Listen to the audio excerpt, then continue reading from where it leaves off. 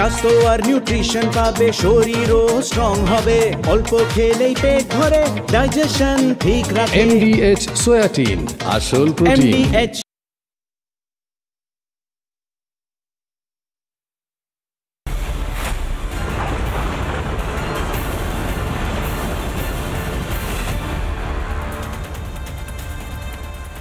আমরা কসবার কথা বারবার বলছি, কসবা নিয়ে সমস্ত খবর তো দেখাচ্ছি, কিন্তু জানেন কি গত 3 দিনে প্রায় 14টি এমন ঘটনা ঘটেছে যেখানে নয় ধর্ষণ নয় শ্লীলতাহানি করে এই রাজ্যে মায়েদের মহিলাদের সম্মানহানি করে তাদের অত্যাচার করা হয়েছে। কেন এই রাজ্য, কেন এই বাংলা, যে বাংলাকে একসময় মায়েদের সম্মানের জন্য, যে বাংলায় দুর্গাপুজো হয়, যে বাংলায় কালী পুজো হয়, যে বাংলা মাকে আমরা মা রূপে দেখি, সেই বাংলায় কেন মহিলাদের এই দুরবস্থা কখনো ভেবে দেখেছেন কি? তার কারণ কি? আসলে রাজনৈতিকভাবে মদতপুষ্ট দুষ্কৃতীরা এরকম ধর্ষণ ঘটিয়ে মায়েদের ওপর অত্যাচার করে তারপর পার পেয়ে যায় রাজনৈতিক মদতে। এবং তৃণমূল কংগ্রেসের এই সরকার, এই বর্তমান রাজ্য সরকার, আমাদের মহিলা মুখ্যমন্ত্রী যে সরকার চালাচ্ছেন, সেই সরকারের আমলে এত ধর্ষণ, এত অত্যাচার মায়েদের ওপর কেন? প্রশ্ন করছি, প্রতিদিন করছি, কি লাভ হচ্ছে? কিন্তু প্রশ্ন তো করতেই হবে। আজকে হাই ভোল্টেজ ডিবেটে প্রশ্ন করব, কসবা হোক বা নাজাট বা একাধিক ঘটনা বারাসাত, বীরভূম, সিউড়ি, কেন বারবার মায়েদের উপর অত্যাচার হচ্ছে, কেন ধর্ষণ শ্লীলতাহানি হচ্ছে রাজ্যে? প্রশ্ন করব হাই ভোল্টেজ ডিবেটে। প্রথমেই আজকের বিশেষ প্রতিবেদন। পুড়িয়ে দেওয়ার পরে আমাদের লোকাল এমএলএ ওই কমিশনারকে পিঠ চাপড়ে বলেছিলেন ওয়েন্ডাল না, উকিলের জন্য এখানে এসে জানতে পারলাম 4 জনকে ছেড়ে দিয়েছে।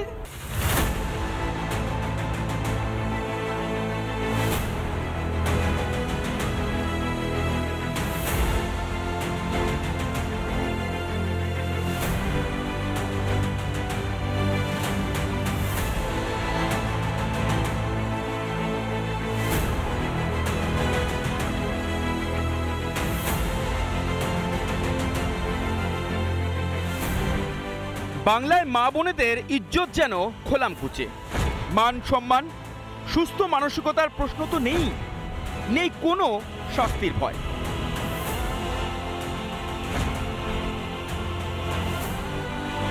কেন নেই শাস্তির ভয়?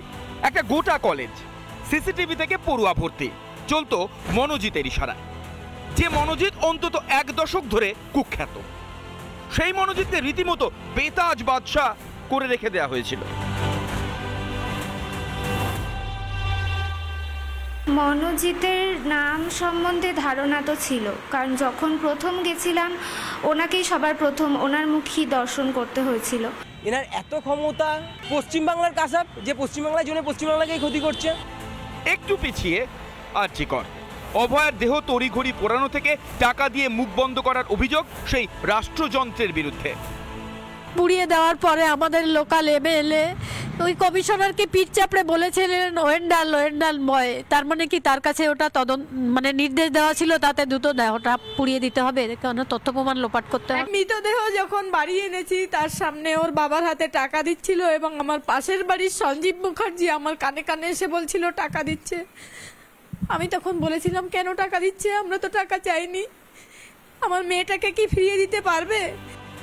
পিছুতে থাকলে তালিকায় একে একে ভিড় করবে কামদুনি, হাঁসখালি, যেখানে বাংলার এক মৃত নির্যাতিতা মেয়ের চরিত্র নিয়েই প্রশ্ন তুলেছিল বাংলার তথাকথিত নিজের মেয়ে মমতা হাঁসখালি। পিছুতে চান না। বেশ, এবার তাহলে শেষ কয়েকদিনের খতিয়ান তুলে ধরি। গাইঘাটায় যৌন হেনস্থা,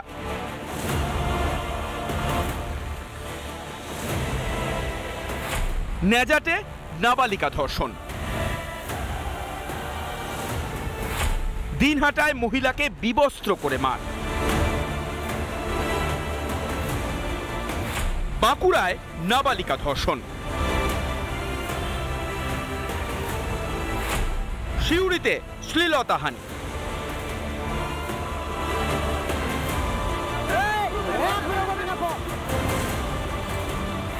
কল্যাণীতে ধর্ষণ,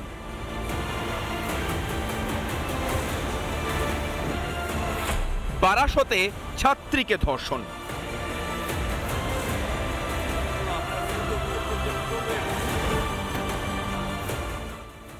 তালিকা শুনে ক্লান্ত লাগছে? শিউরে উঠছেন? বাড়ির লক্ষ্মীর কথা ভেবে শিউরে ওঠারই কথা। দলনেত্রীর পথ ধরে যখন পারিষদেরাও চরিত্র বিচারে বসে অথবা ছোট ঘটনা বলে ধামাচাপা দিতে চায়, তখন শিউরে উঠতে হয় বই কি। ছোট্ট একটা ঘটনা ঘটলেই গেল গেল গেল রে, কি সর্বনাশ। নিষ্ঠার সঙ্গে তিল তিল করে যেন তৈরি করা হয়েছে ধর্ষক রক্ষক ব্যবস্থা। এই ব্যবস্থার উপর ভর করেই কি বেপরোয়া হচ্ছে অপরাধ? যতদিন মমতার সরকার ততদিনই কি এভাবে বাংলার মা বোনেরা দাম দিয়েই যাবে? মমতার সরকার ধর্ষক রক্ষক সরকার। রিপাবলিক বাংলা। যে কথা বলে প্রতিবেদন শুরু করেছিলাম, কেন নেই শাস্তির ভয়? কেন শাস্তির ভয় নেই? হ্যাঁ, বলতে পারেন তৃণমূলের সমর্থকই তো গ্রেফতার করছে পুলিশ ধর্ষণ হয়ে যাওয়ার পর, পুলিশ ব্যবস্থা নিচ্ছে, আইন আদালত ইত্যাদি নানা লজিক, নানাভাবে এইগুলোকে জাস্টিফাই করার চেষ্টা। কিন্তু প্রশ্ন হচ্ছে, যখন ঘটনাগুলো ঘটছে, এই দুষ্কৃতীরা কেন এত এই মনোভাবে কাজ করছে, ধর্ষণ করছে যে আমাদের কেউ কিচ্ছু করতে পারবে না? যেমন মনোজিৎ ছিল, সিসিটিভি ছিল, গার্ড, সিকিউরিটি গার্ডকে বের করে দেওয়া হয়েছে, মনোজিতের কিচ্ছু এসে যায় না। হ্যাঁ, হয়তো পরে গ্রেফতার হয়েছে, কিন্তু প্রশ্ন হচ্ছে এই মনোভাব কেন? এ রাজ্যের শাসক কি কোথাও হয়ে যাচ্ছে এই ধর্ষকদের রক্ষক শুধুমাত্র রাজনৈতিক পয়েন্ট তুলতে? প্রশ্ন আজকের কিশলয়ের অগ্নিবাণে, যে অগ্নিবাণ দিয়ে আমি আজকের হাই ভোল্টেজ ডিবেটে যাব। আমার প্রথম প্রশ্ন, প্রথম অগ্নিবাণ, বাংলার মেয়েদের ইজ্জতের ভরসা কি ভগবান? পুলিশ তো পরে আসবে, পুলিশ পরে আসবে, মিডিয়া আসবে, রাজনৈতিক নেতারা আসবেন, মন্ত্রীরা আসবেন, এসে বাইট দেবেন, কিন্তু যখন মেয়েটির সাথে এই অত্যাচার হয় তখন তার ভরসা শুধুমাত্র কি ভগবান? কারণ বাংলা নিজের মেয়েকে হয়তো চায়, বলা হয় তৃণমূলের তরফ থেকে, কিন্তু বাংলার বাকি মেয়েদের কি হবে? আমি এখান থেকেই প্রশ্ন করব, এবং প্রশ্ন করব এ রাজ্যের রাজনৈতিক দল, এ রাজ্যের যে দল রয়েছে শাসক, ক্ষমতায় রয়েছে যে শাসক, তাদের ভূমিকা কি দাঁড়াচ্ছে। আমার সঙ্গে এই মুহূর্তে যারা রয়েছেন এবং থাকবেন, আমি প্রত্যেকের সঙ্গে আলাপ করাবো। আমার সঙ্গে রয়েছেন সজল ঘোষ, বিজেপি মুখপাত্র, আমার সঙ্গে রয়েছেন সৌরপ্রিয় দত্ত, রাজনৈতিক কর্মী তথা তৃণমূলকে সমর্থন করেন, রয়েছেন শম্পা সেন থাকবেন, অধ্যাপক, এবং ডক্টর তাপস প্রামাণিক রয়েছেন চিকিৎসক, ওফেলিয়া সিনহা রয়েছেন শিক্ষক। আমি প্রথমে সজল বাবুকে দিয়ে শুরু করব। সজল বাবু, তৃণমূলের মুখপাত্র হয়তো এখনই বলবেন, দেখুন এই ঘটনা ঘটেছে, এই প্রত্যেকটাই আমরা অ্যারেস্ট করেছি, অ্যারেস্টের পর তদন্ত হয়েছে, পুলিশ তদন্ত করেছে, কিংবা তৃণমূলের তরফ থেকে বারবার বলা হয় অন্যান্য রাজ্যের কথা, সেটা তো ছেড়ে দিলাম। না না, আসে সৌরপ্রিয় বাবু, এক সেকেন্ড, সৌরপ্রিয় বাবু, তৃণমূলের তরফ থেকে আজকেও যেটা বলা হয়েছে, এক সেকেন্ড, তৃণমূলের তরফ থেকে আজকেও যেটা বলা হয়েছে, মন্ত্রী মানস ভূঁইয়া বলেছেন ছোট ঘটনা নিয়ে আমরা নাকি অনেক বড় করে দিই। ছোট্ট ঘটনা নিয়ে বড় করে দিই, কসবা কাণ্ডে গণধর্ষণটা যদি ছোট্ট ঘটনা হয়, অবশ্য ছোট্ট ঘটনা তুই প্রথমবার কোনো তৃণমূলের নেতা বা নেত্রী বলছেন এমনটা নয় সজলবাবু, কিন্তু এই রাজ্যে এমনটা হচ্ছে কেন? কেন এত বেপরোয়া ধর্ষকরা? সজলবাবু, মুশকিল হচ্ছে, মানস ভূঁইয়া যতই বলুন ছোট ঘটনা, আমি এটা বলতে পারবো না যে ঈশ্বর করুন মানস ভূঁইয়ার বাড়িতে ওই ধরনের ছোট ঘটনা ঘটুক, সেটা আমার পক্ষে বলা সম্ভব নয়। কারণ একটা যার মিনিমাম মনুষ্যত্ব বোধ আছে সে এটা বলতে পারবে না। দুর্ভাগ্যজনক হলেও এই ঘটনা সত্যি যে আগে এটা ধরুন পশ্চিমবঙ্গে 5 বছরে একটা ঘটতো। আমরা যখন ছোট ছিলাম, আপনারা তখন, আপনি হয়তো আরও ছোট ছিলেন কিনা জানি না, একটা খবর হয়েছিল সঞ্জীব তীর্থঙ্কর মৃত্যু রহস্য। বছর খানেক ধরে সেই মৃত্যু রহস্য নিয়ে আলোচনা চলতো। আমরা দেখেছিলাম দেবযানী হত্যা রহস্য, হ্যাঁ, এরকম বিভিন্ন ঘটনা, সেগুলো বছরের পর বছর সেটা নিয়ে আলোচনা হতো। কিন্তু মুশকিল হচ্ছে, এই রাজ্যে এই সরকার ক্ষমতায় আসার পর আমরা কি দেখলাম? আমরা দেখতে পেলাম প্রথমে মানে ধরুন 6 মাস অন্তর, 15 দিন অন্তর, এখন দিনে 3টে এসে দাঁড়িয়েছে। 7 দিন আগে আমরা আলোচনা করছিলাম, 7 দিনও নয় বোধহয়, তামান্না নিয়ে। তার আগে আমরা আলোচনা করছিলাম শিক্ষকদের নিয়ে। আজকে আমরা সব ভুলে গিয়েছি, আজকে আমরা আলোচনা করছি কসবা কাণ্ড নিয়ে। কারণ পশ্চিমবঙ্গে এই রেপ এটা এখন একটা দৈনন্দিন ঘটনায় পরিণত হয়েছে। এবার আমার বক্তব্য হচ্ছে এই রেপগুলো কি সব তৃণমূল করাচ্ছে? না, আমি এটা বিশ্বাস করি না। কিন্তু মুশকিল হচ্ছে অধিকাংশ 90% কেসে দেখা যাচ্ছে যে রেপের পেছনে তৃণমূলের নেতা, তৃণমূলের নেতার ছেলে, তৃণমূলের পরিবার, যারা কোনো না কোনোভাবে তৃণমূল থেকে উপকৃত তারা রয়েছে। আমার প্রশ্ন হচ্ছে এই জায়গাটায় কেন একজন লয়ার, সে একটা ল কলেজ পাস করেছে, আমরাও ছাত্র রাজনীতি করেছি, যে যাকে দেখাচ্ছেন সে আমার থেকে বেশি ছাত্র রাজনীতি করেনি, সৌরভও ছাত্র রাজনীতি করে উঠে আসা ছেলে, আমরাও কলেজ পাস করার পর দীর্ঘদিন আমরা কলেজে গিয়েছি, কিন্তু আমরা তো ওই কলেজে স্টাফ হতে যাইনি। আমরা তো আমাদের বিরুদ্ধে তো কলেজে এখনো হয়তো আমার কোনো প্রিন্সিপাল, আমার কোনো শিক্ষক তারা এই শোটা দেখছেন।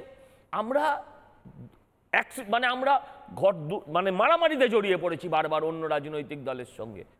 কোনোভাবে তো টাকা পয়সার কথা আসেনি, মহিলা সংক্রান্ত কথা আসেনি, কারণ এগুলো তখন আমাদের কালচারে ছিল না, যেটা এখন আমাদের কালচারে এই সরকার এসে ঢুকিয়ে দিয়েছে।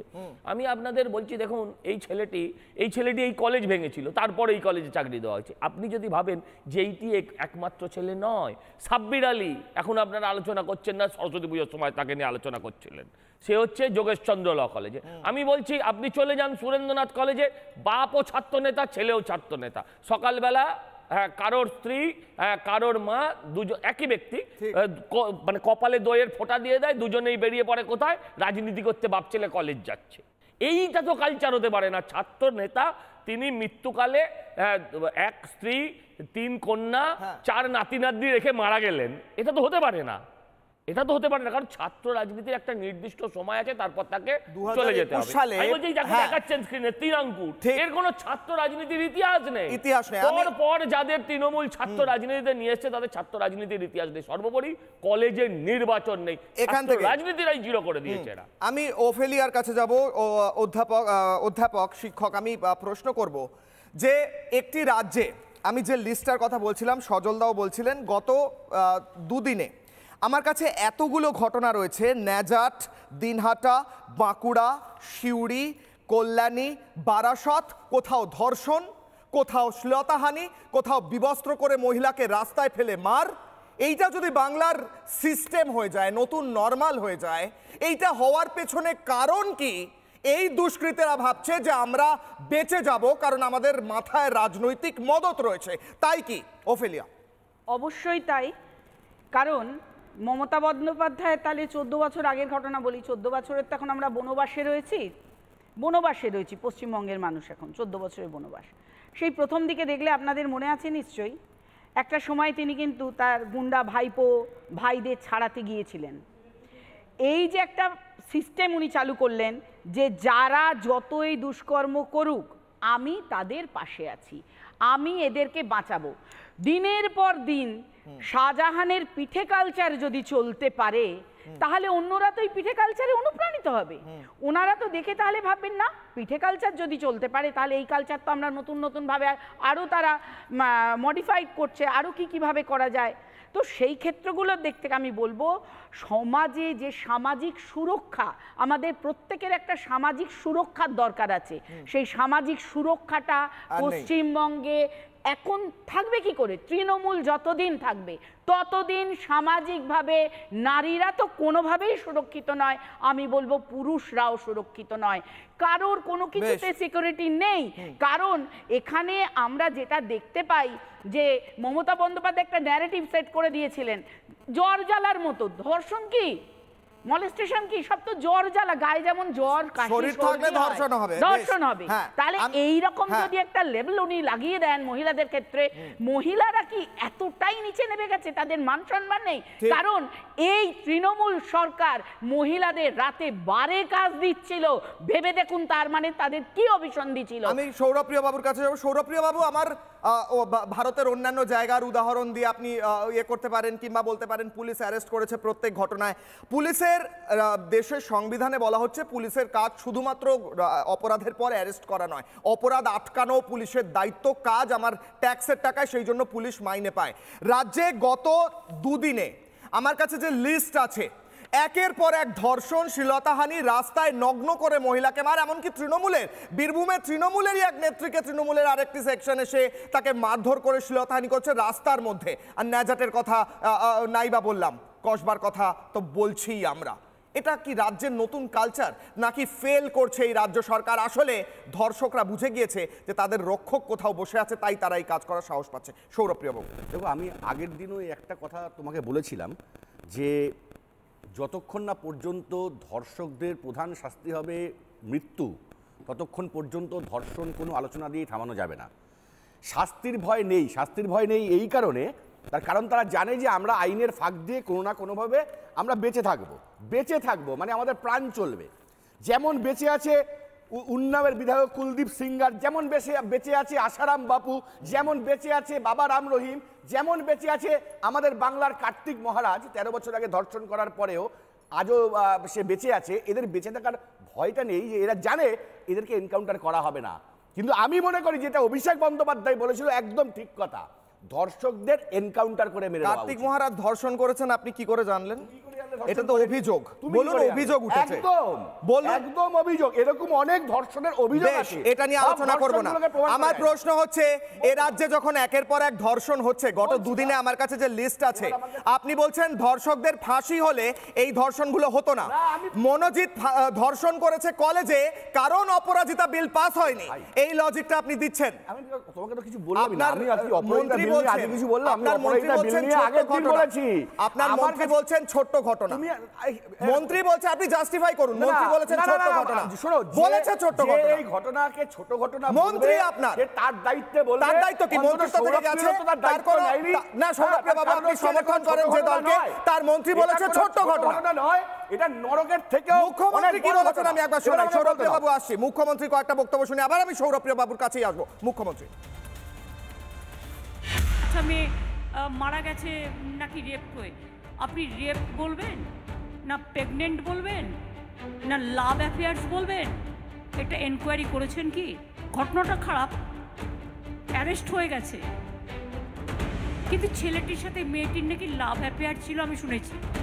Is it a fact? DG সাহেব এখানে আছেন, আমি যতটুকু ইনফরমেশন পেয়েছি অ্যাকচুয়াল রেপ হয়েছে না প্রেগনেন্ট ছিল বা অন্য কোনো কারণ হয়েছে, নাকি কেউ ধরে ধরে চড় মেরেছে, শরীরটা খারাপ হয়েছে, লাভ অ্যাফেয়ার্স তো ছিল।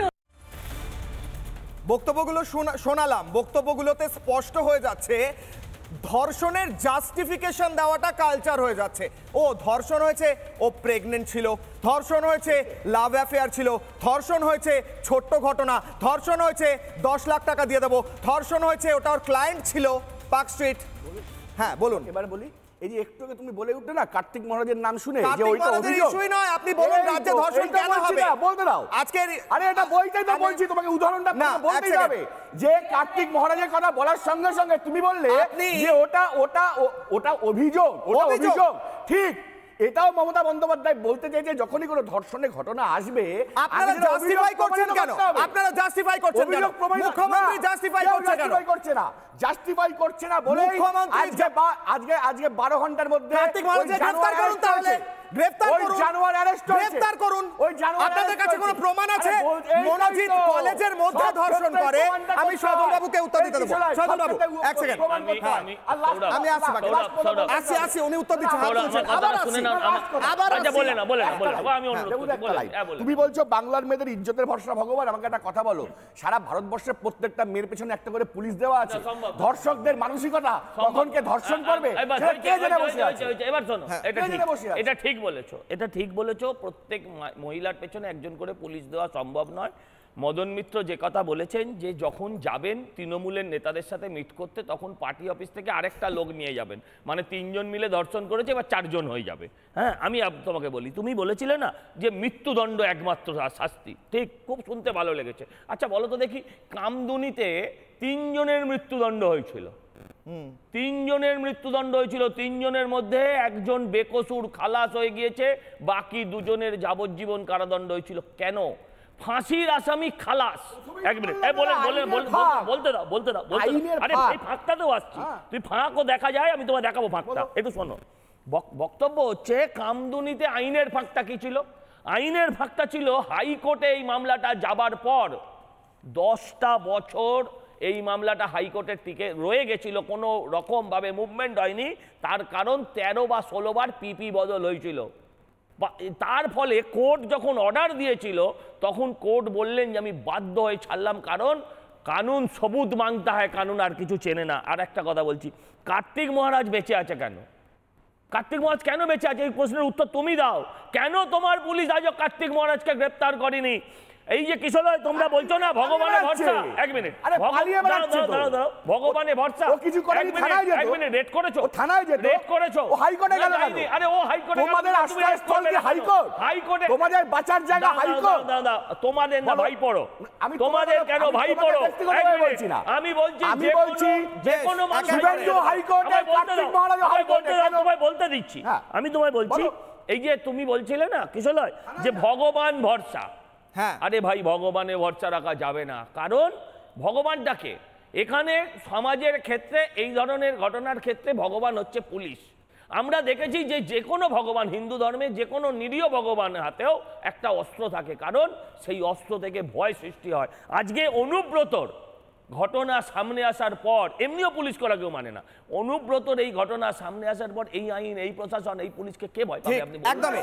আমি এখান থেকে আমি সম্পাদির কাছে যাওয়ার আগে আমি একটা বক্তব্য শোনাবো। পশ্চিম মেদিনীপুরের মেডিকেল কলেজের একজন ছাত্রী বলছেন যে কলেজের ভেতর কি চলতো সেই ছাত্রীর মুখে শুনুন, তাহলে হয়তো সৌরপ্রিয় বাবুরা বুঝবেন যে মেডিকেল কলেজ কিংবা কলেজগুলোতে আসলে এই তৃণমূলের শাসনে কি চলে। শুনুন তার বক্তব্য, শুনুন।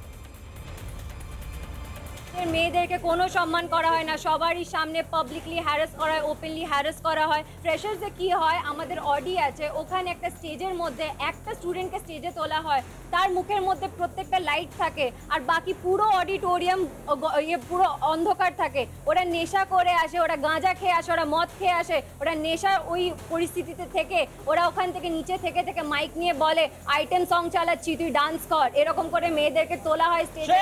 আমাদের এখনো অবধি এটা আরজিকর হয়নি, কিন্তু এটা আরজিকর হতে বেশি দেরি নেই যদি এটা আমরা সহ্য করতে থাকি।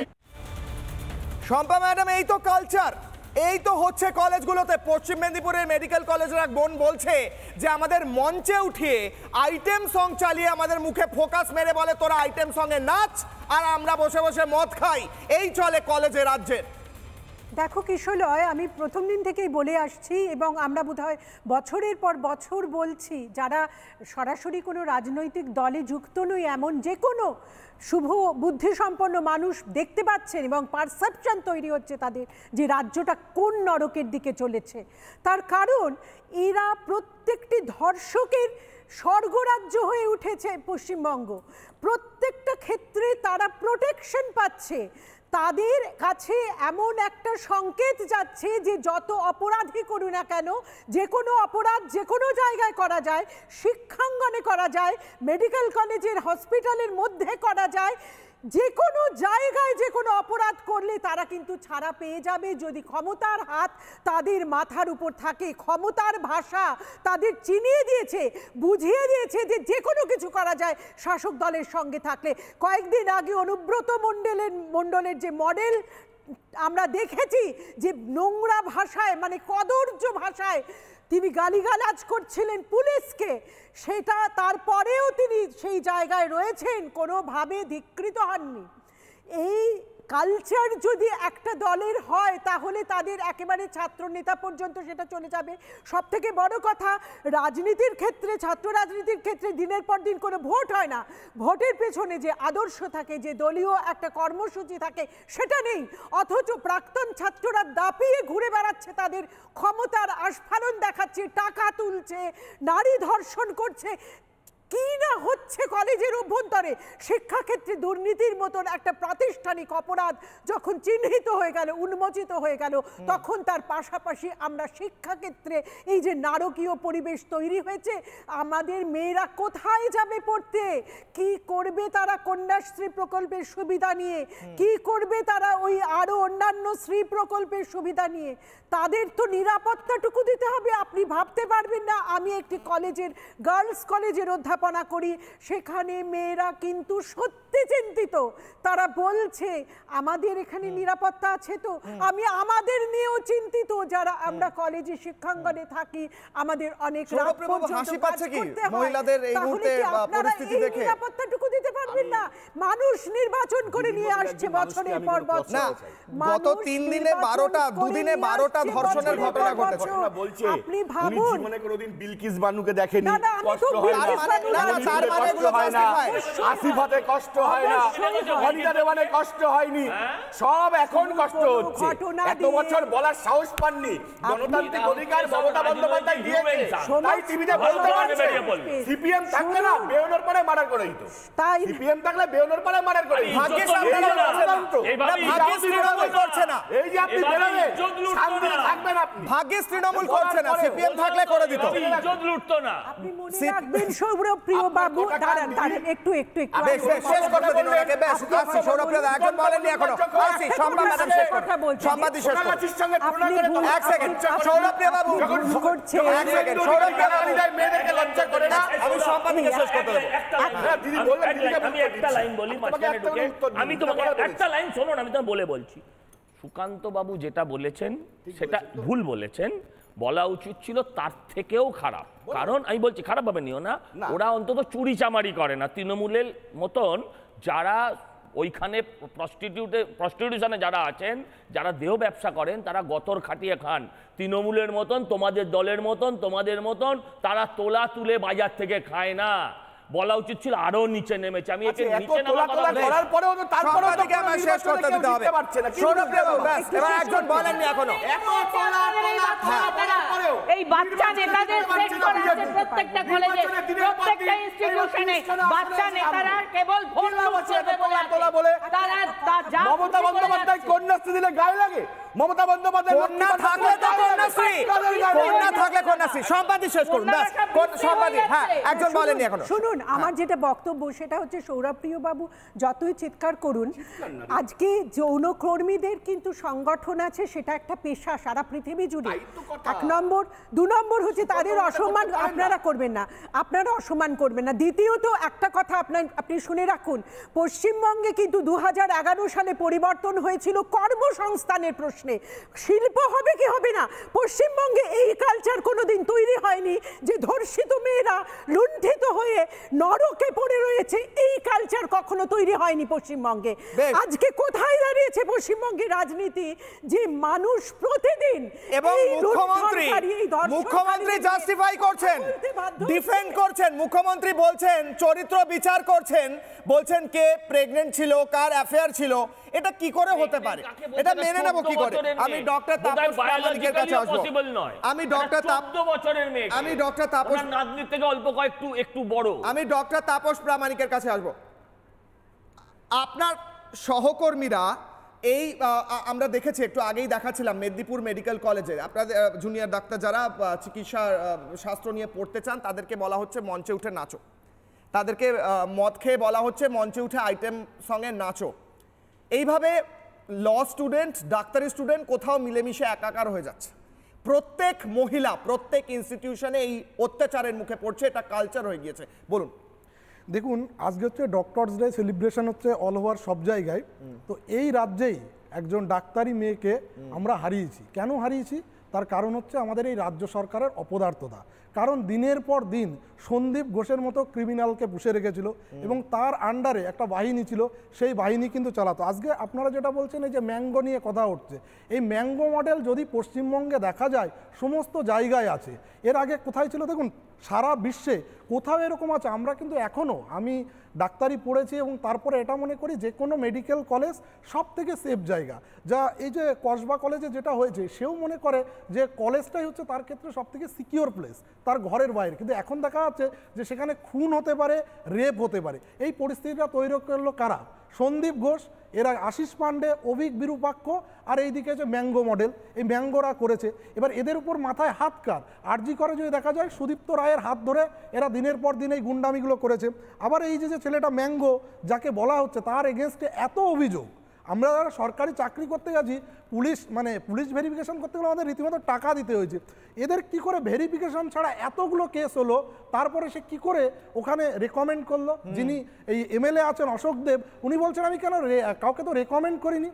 উনি রেকমেন্ড না করলে উনি সাইনটা করে দিয়েছে যে সাফাই। উনি আজকে একটা বক্তব্য দিয়েছেন, উনি বলেছেন, ওনাকে প্রশ্ন করা হয়েছিল যে হ্যাঁ ও যাই কেস থাকুক ও ওই কলেজটাই ভাঙচুরের ঘটনা 2022-এ একদমই ওই কলেজ ভাঙচুরের ঘটনা কেন সে চাকরি পেয়েছে, তখন বিধায়ক অশোক দেব বলছেন যে আমি কি করে জানবো, আমি মমতার সাথে আছি, আমি যদি কিছু করি মমতা কি জানবে, ভগবান নাকি? কেন জানাই তো কাজ, আপনি তো বোর্ডে রয়েছেন, আপনি তো সেই বোর্ডের পরিচালনার দায়িত্বে রয়েছেন, যে বোর্ডের মধ্যে 2022 সালে একটি ছেলে যার বিরুদ্ধে 2013 একটা কেস রয়েছে, 2022-এ কেস রয়েছে, কালীঘাট থানায় কেস রয়েছে, শ্লীলতাহানির কেস রয়েছে, কলেজ ভাঙচুরের কেস রয়েছে, কেউ জানতে পারেনি যে ওই ছেলেটি ওই কলেজে কাজ করছে। বলুন স্যার। একাধিক কেস তার এগেনস্টে আছে।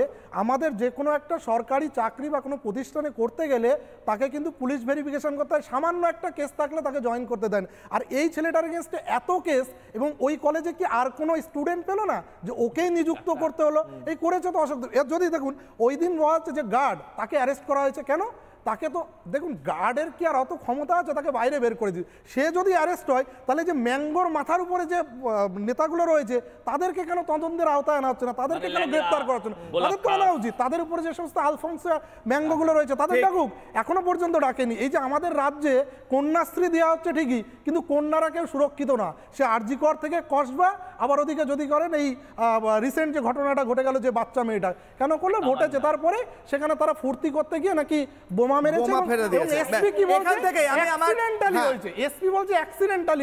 সেখানে ঘরে আপনাদের মিডিয়া দেখিয়েছে বিভিন্ন বাড়ির দেওয়ালে বোম মেরেছে। আরে কে আনন্দ করতে গিয়ে বোম মারে? দেওয়ালে মেরে একটা বাচ্চাকে মেরে ফেললো। এখান থেকে আমার দ্বিতীয় অগ্নিবাণ, দ্বিতীয় প্রশ্ন। আমি প্রত্যেকের কাছে আরো একবার যাব আমার দ্বিতীয় প্রশ্ন নিয়ে এই মুহূর্তে। দ্বিতীয় অগ্নিবাণ, যেখান থেকে আরো একবার প্রত্যেকের কাছে গিয়ে আমি প্রশ্ন তুলবো। বাংলায় মহিলাদের ইজ্জতের গ্যারান্টি কি মমতার পদত্যাগ? বিজেপি সরাসরি মমতা বন্দ্যোপাধ্যায়ের পদত্যাগ চেয়েছে, বাম দলগুলো চেয়েছে, কংগ্রেস চেয়েছে। এই ঘটনার পর, কসবার ঘটনার পর, আরজি করের পরেও চাওয়া হয়েছিল। একমাত্র গ্যারান্টি কি এটাই? প্রশ্ন করব আমি এই মুহূর্তে ফিরবো। তবে তার আগে সন্দেশখালিতে যখন ঘটনা ঘটেছিল একটি বিশেষ প্রতিবেদন আমি দেখাবো, একটি বিশেষ সিকোয়েন্স দেখাবো, যেখানে সন্দেশখালির মায়েরা আমাদের প্রতিনিধি সমাদ্রি তার কাছে মুখ খুলে বলেছিলেন কিভাবে তাদের ওপর অত্যাচার করা হতো, রাত্রিবেলা পিঠে বানাতে নিয়ে যাওয়া হতো। সেই বক্তব্য আরো একবার মনে করা অত্যন্ত জরুরি। দ্বিতীয়বার ডিবেটে যাওয়ার আগে দ্রুত একবার শুনবো। বয়স্ক মহিলাদের খুব একটা লাগে না, সব ইয়াং মেয়েদের লাগবে বেশি। এখান থেকে 500, ওই ব্লক থেকে 500, ওই ব্লক থেকে 300, ওই ব্লক থেকে 200, এরকম করে মেয়েদেরই লাগবে। হঠাৎ 12টার সময় আমাদের স্বামীদের ডেকে পাঠালো। এবার হঠাৎ মাত্র কি হলো, একদিন মানে প্রচুর ওদেরই মানে মেম্বাররা সব ভর্তি না, কি ব্যাপারে এত মেয়েকে ডেকে দিতে হবে, পিঠে বানাতে হবে। মানে রাত 12টা একটা সময় সবাই ঘুমিয়ে পড়েছে, আমরা সব বাচ্চা টাচ্চা নিয়ে, আমাদেরকে ডেকে পাঠাতে হবে। এবার ওইভাবে সবাই গিয়ে কি সারা রাত ধরে ওই পিঠে বানাও, ওদেরকে খাওয়া, যে করতে চাইবে তার চুলের মুঠি ধরে মারা, এই সব অকথ্য অত্যাচার করতো, মারধর করা হতো। ওদেরকে পরিষেবা দেওয়ার জন্য মেয়েদের ডাকতো। কি ধরনের পরিষেবা? কি ধরনের এখন বলবো? আপনার মুখ কেউ দেখতে পাচ্ছে না, আপনি বলুন।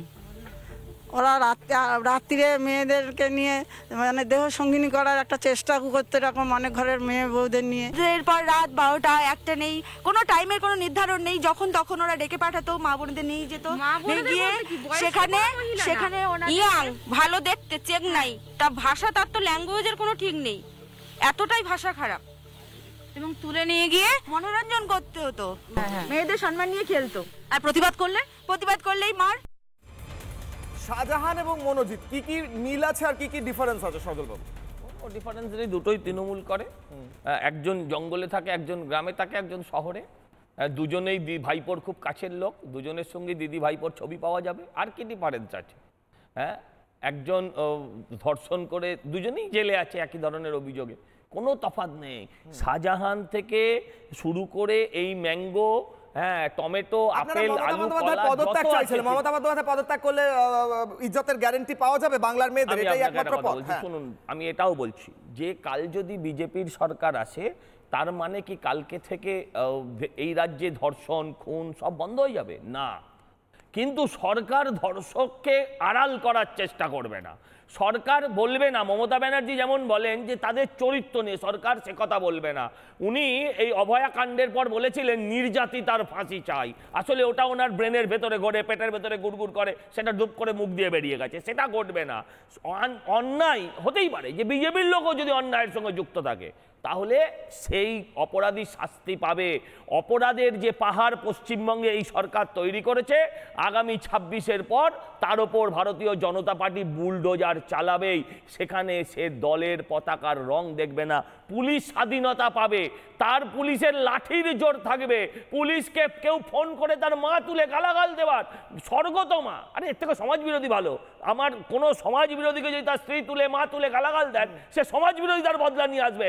এই পুলিশের সেটুকু মেরুদণ্ড নেই। এ পুলিশের যেমন ওই সন্ত্রাসবাদীরা প্যান্ট খুলে খুলে দেখেছিল না, বেটা ছেলে না মেয়ে ছেলে, এদেরও দেখতে হবে। এই হিন্দুরা মুসলমান, এদেরও দেখতে হবে এদের আদৌ পুরুষত্ব আছে কিনা। পুরুষের মতো দেখলে সবাই পুরুষ হয় না। তাই আমি বলছি এই সরকারের বদল দরকার, এই মমতার পদত্যাগ শুধু না, এই মমতার রাজ্যত্যাগ দরকার, যেন রাজ্যে না থাকে। সৌরভ প্রিয়বাবু, মমতা বন্দ্যোপাধ্যায়ের পদত্যাগ হয়ে গেলে তাহলে এই রাজ্যের মহিলারা সুরক্ষিত থাকবেন, কারণ ওনার শাসনে, এমনটা বিজেপি বলছে, ওনার শাসনে এতগুলো ধর্ষণের ঘটনা, এবং গত দুদিনে আমি তো বললাম 12টা ধর্ষণের ঘটনা আমার কাছে লিস্টে আছে, ধর্ষণ এবং শ্লীলতাহানি। এরকম ভাবে চলবে কি করে? কোনো তো পদক্ষেপ নিতে হবে, বলুন। না, একদম দীর্ঘদিন ধরে, মানে ছোটবেলা থেকে ছাত্র রাজনীতি যখন করেছি, সজল ঘোষের নেতৃত্বে এবং মঞ্চে বক্তব্য সজল ঘোষ দারুণ দেয়, আজকে দারুণ বক্তব্য দিল। এই বক্তব্যগুলো মঞ্চে ভালো লাগে, এই বক্তব্যগুলো আদতে বাস্তবে জনগণের মনে কোনো প্রভাব ফেলে না। না, আমি একদম পরিষ্কার বলছি, আমি তোমাকে দেখেই তো রাজনীতি শিখেছি, যাই হোক না কেন। তো 2 নম্বর কথা হচ্ছে যে আজকে আমরা এটা বলতে পারি যে বাংলার বুকে এরকম ছাত্র তৈরি করতে চাই, বলতে দাও বাংলা। না না, আমি তো কোনো সমর্থন করছি না কিছু, এই কোনো ধর্ষণের বিষয় নিয়ে আমি ডিফেন্ড করছি না। আমি তাদেরকে জানোয়ার শব্দ বলে কথা বলি, নক্কারজনক, ধিক্কার জানাই, সব সকালে কি বলতে হবে, হার্ড ব্র্যাকেটে কমন নিয়ে না, হার্ড ব্র্যাকেটে কমন নিয়ে না, বলতে দাও, তারপর তাদেরকেই সমর্থন। আমি তোমাদের একটা কথা বলি, সেটা হচ্ছে এখনো পর্যন্ত যে আমরা রিপোর্ট দেখতে পাই ভারতবর্ষের দিদিরা মায়েরা আছে, তারা দেখবেন যে এখন পর্যন্ত ধর্ষণের বিষয়ে রাজস্থান প্রথম স্থানে আছে, এমপি প্রথম স্থানে, মধ্যপ্রদেশ দ্বিতীয় স্থানে, ইউপি তৃতীয় স্থানে, দিল্লি চতুর্থ স্থানে আছে, এবং বাংলা অনেকটাই নিচে আছে। হ্যাঁ, বাংলা অনেকটাই নিচে আছে। আমাদের কথা হচ্ছে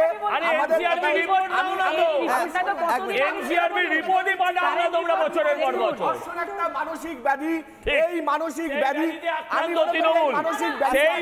তৃণমূল আক্রান্ত, কঠোর করতে হবে। আইন আইন আইন বুঝে গেলাম। মোদীকে সরিয়েও কোনো লাভ হবে না, মমতা বন্দ্যোপাধ্যায়কে সরিয়েও লাভ হবে না। বুঝলাম। সৌরভ বাবু, এক সেকেন্ড, আমি আপনার কাছে আসি। আমার প্রশ্ন হচ্ছে, ওফেলিয়া, এক সেকেন্ড, আমার প্রশ্ন হচ্ছে এনসিআরবি রিপোর্ট, এই রিপোর্ট ওই রিপোর্ট, যখন একজন মাকে ফেলে ধর্ষণ করা হয় নগ্ন করে, তখন তার মুখের ওপর কি রিপোর্ট, এই দেখো আমাদের রাজ্যে কিন্তু ধর্ষণ কম হয়, তাই তোমার ধর্ষণটা জাস্টিফাইড, এটা কি হয় নাকি? বলুন ওফেলিয়া। শুনুন, উনি বললেন না ব্যাধি, ব্যাধিকে সারাতে হয়, ব্যাধিকে পুষে রাখতে নেই। মমতা বন্দ্যোপাধ্যায় রোগ সারাতে চান না, করোনা ভাইরাস এসেছে, তার জন্য আমরা মমতা বন্দ্যোপাধ্যায় ধর্ষণ করতে বলেছে না, ধর্ষকদের প্রশ্রয় দেন, প্রশ্রয় দিয়েছে, 12 দিনের মধ্যে অ্যারেস্ট হয়েছে, উনি আড়াল করে 12 দিনে অ্যারেস্ট হয়েছে। এই দেখুন, অভয়ের ক্ষেত্রে সিনিয়র কি করেছে? এবার বলি আপনার দলের লোকেরা কি বলছে? অগ্নিমিত্রা পাল বলেছে, প্রমাণিত হয়নি মানে কি? গোল গোল করাবে, যেভাবে শাহজাহান জেলে বসে আছে, কারণ আপনি মুখ্যমন্ত্রী। আচ্ছা, বেশ, এক মিনিট, আমায় বলতে দিন। এই যে ম্যাল প্র্যাকটিস চলছে পশ্চিমবঙ্গে, এই ম্যাল প্র্যাকটিস চলবে, তার কারণ মূলত তৃণমূল যা চায়, তার যারা ক্যাডার, তারাই এখন লিডার, বাচ্চা নেতা নামে পরিচিত। আমি এটাই বলবো, এরা বাচ্চা নেতা, মেজো নেতা, এইসব নেতা আছে কিছু। কারণ এদের দরকার ভোটের সময় যে কোনো কলেজে, যে কোনো প্রতিষ্ঠানে এদেরকে ঢুকিয়ে রাখতে হবে।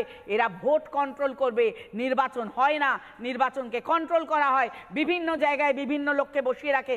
তার জন্য দিতে হবে কি না, এই মেয়েদেরকে বলিদান দিতে হবে, সে তৃণমূলেরই হোক, আমজনতা হোক, যেখানেই হোক, সবাইকে বলি দিতে হবে। এটাই হচ্ছে ধর্ষণ করেছিল, তাদেরকে এখন যেটা বলছি সেটা শুনুন। কেন এই মেয়েটি একেবারেই কেন এই মেয়েটি কেন হবে না? এই ম্যাল প্র্যাকটিস তবেই বন্ধ হবে, দুজনের কাছে যেতে হবে আমাকে। পশ্চিমবঙ্গ থেকে বিদায় নেবে, নইলে এই ধর্ষণ, খুন, সজল দা, কোনো প্রতিকার। আমি সম্পাদির কাছে যাবো, এক সেকেন্ড।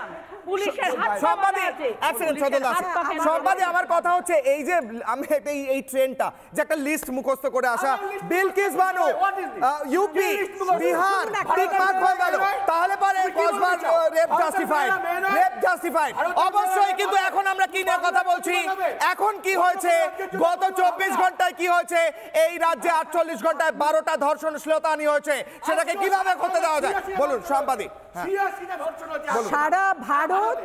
সারা ভারত সারা পৃথিবীর যাবতীয় নারী নিগ্রহের বিরুদ্ধে আমার প্রতিবাদ, ঠিক আছে?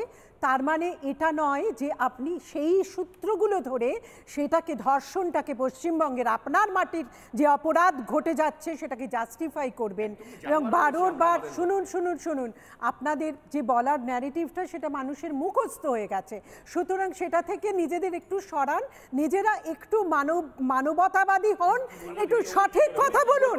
শুনুন যখন নির্ভয়া কাণ্ড ঘটেছিল তখন সেখানে গিয়ে কিন্তু আমরা দেখেছিলাম শিলা দীক্ষিত প্রতিবাদ জানিয়েছিলেন, হয়েছিল তো, তারপরে একটা সরকার পরিবর্তন হয়ে গিয়েছিল, সারা দিল্লি জুড়ে প্রতিবাদের একটা আলোড়ন ঝড় উঠেছিল এবং সরকারেরও পতন ঘটেছিল।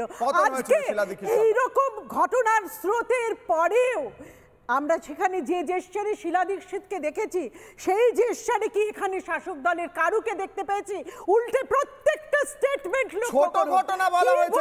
লক্ষ্য করুন যেখানে ধর্ষকরা প্রতিদিন আইনে সমস্ত প্রোটেকশন পাচ্ছে, ল অ্যান্ড অর্ডারের কথা বলছেন, এখানে ল অ্যান্ড অর্ডার শিক্ষাঙ্গনে যেখানে ল অ্যান্ড অর্ডার নেই, স্কুল কলেজে নেই, যেখানে বাচ্চারা বোমার আঘাতে মারা যায়, যেখানে বাচ্চারা স্কুলে গিয়ে বোমার আঘাতে মারা যায়, যারা শিক্ষাঙ্গনে পড়তে গিয়ে রেপড হচ্ছে তারই দলের ছাত্র নেতাদের দ্বারা, সেখানে ল অ্যান্ড অর্ডার দেবে কে? ওই পুলিশ যদি আজকে সম্পূর্ণভাবে শিরদাঁড়াহীন বিকলাঙ্গ একটি জীবে পরিণত হয় তাহলে সে প্রোটেকশন দেবে কি করে? তার বাড়ির মেয়েকেও, তার নিজের কন্যা, তার নিজের স্ত্রীকেও সে প্রোটেকশন দিতে পারে না। সুতরাং আপনারা দয়া করে, আমি হাত জোর করে বলছি, একটু চোখ কান খোলা রেখে মানুষের মতো কথা বলুন। আপনাদের প্রত্যেকের গায়ে যদি মানুষের রক্ত থাকে তাহলে একটু মানুষের পক্ষ নিয়ে কথা বলুন। দেখুন কি চলছে সারা ভারত, সারা পৃথিবীর কথা শুধু নয়, নিজের কথাগুলো দেখুন। আগে একটা কথা আছে না, চ্যারিটি বিগিনস এট হোম, ঠিক তেমনি নজরটা আগে নিজের মাটিতে পড়ুক। কোনোভাবে আপনি যে সরকারটা চলছে এখানে, মমতা বন্দ্যোপাধ্যায় সরকারকে আমরা ভোট দিয়ে রাজ্যে এনেছি, পুলিশ তার দায়িত্বে রয়েছে। গোটা ভারতের পুলিশ সিস্টেম যদি একটাই হতো তাহলে আমি নরেন্দ্র মোদীকে কোশ্চেন করতাম আজকে এই ধর্ষণের পর। ডক্টর তাপস প্রামাণিক, একদম কনক্লুডিং কমেন্ট। সৌরভদা যেটা বলছে যে পুলিশ 12 ঘন্টায় ধরেছে, আচ্ছা 12 ঘন্টার কথা বলে এখন এটা বলা হচ্ছে কেন? এর আগে যে 12 বছর যে ক্রাইম করেছে তখন যদি পুলিশ ধরতো তাহলে কি এই রেপটা হতো? কখনোই হতো না, তখন কিন্তু এটা করেনি। বা এই যে দেখুন ওদের যে গভর্নিং বডি আছে যারা মনোজিৎ মিশ্রকে ঢুকিয়েছিল তাদের এগেনস্টে টিল নাও কোনো অ্যাকশন নেওয়া হয়েছে? এখনও কিন্তু সেই ম্যানেজিং কমিটি তারা চালিয়ে যাচ্ছে এবং তারাই সমস্ত ডিসিশন নিচ্ছে। আর সব থেকে বড় ব্যাপার, এই পশ্চিমবঙ্গেরই একটা মেডিকেল কলেজে এখন সিআইএসএফ সিকিউরিটি দিয়ে হসপিটাল চলে, এখানে সরকারের চালানোর ক্ষমতা নেই, তাই কলেজটা বন্ধ করে দিয়েছে। তাহলে এটা ব্যর্থতা কার? আমার সময় একদম কম, আমি সজল 1 মিনিট, আমি পোলটা দেখাবো। আমি দর্শকদের প্রশ্ন করেছিলাম, মমতা সরকার ধর্ষক রক্ষক সরকার কি? কোথাও ধর্ষকদের জাস্টিফাই করা, ধর্ষণ হয়ে যাওয়ার পর জাস্টিফিকেশন দেওয়াই কি প্রসেস হয়ে গিয়েছে? ধর্ষকরা কি রক্ষা পাচ্ছে এই সরকারের আমলে? কি বলছেন আমি দুটো দ্রুত দেখাবো। ফেসবুকে কি দেখা যাচ্ছে? ফেসবুকে 86% মানুষ বলছেন হ্যাঁ এবং না বলছেন 14% মানুষ। ইউটিউবে হ্যাঁ বলছেন 95 এবং না বলছেন 5% মানুষ। আমি একদম 5 সেকেন্ড দেবো সজল ঘোষকে, দিয়েই আমি শেষ করবো, 30 সেকেন্ড সময় রাখবো। আপনারা বলছেন তো যে ধর্ষককে 12 ঘন্টায় অ্যারেস্ট করেছে, বাপের জন্মে কোনোদিন দেখেছেন MJP দিয়ে FIR হয়েছে? হয় না। দাঁড়ান, প্রত্যেক ক্ষেত্রে তাপস এখানে ডাক্তারবাবু বসে আছেন, উনিও প্রায় পারিবারিকভাবে অভয়ার সাথে যুক্ত। তার বাবাকে দেখা গেছিল, মাকে দেখা গেছিল, দেখা গেছিল, কিন্তু এর বাবা মাকে কি দেখা যায়? আমার সময় শেষ, আমি এই প্রশ্ন রেখে এখান থেকে বসেই শেষ করছি যে এই রাজ্যে গত 48 ঘন্টায়, গত 24 ঘন্টা এবং 36 ঘন্টায় হিসাব যদি বার করা হয়, গত 36 ঘন্টায় 14টা, 48 ঘন্টায় প্রায় 20টা ঘটনা ঘটেছে ধর্ষণ এবং শ্লীলতাহানির। এ রাজ্যে আইন শৃঙ্খলা কোথায়? ভোট দিয়েছিলাম তো, আমাদের ট্যাক্সের টাকায় পুলিশ কাজ করে তো, তারা কোথায়? এই প্রশ্ন রেখে কিশোরের অগ্নিবাণ শেষ করছি। অনেক ধন্যবাদ।